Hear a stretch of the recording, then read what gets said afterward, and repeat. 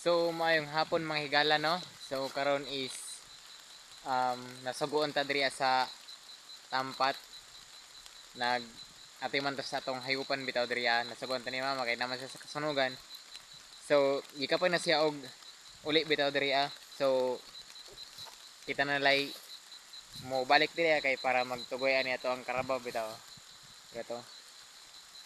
So duha din mi sa kumanghod, ang isa is tuwa din sa balay nagatiman po to sa hayupan namo nga uban, like baboy and so on and so forth.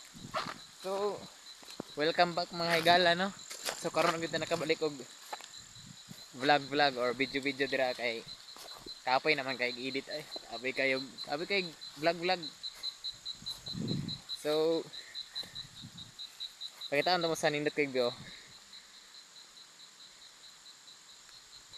So taligsik diya diri ang mga higala no. So bantog nagkalo gayto diri oh.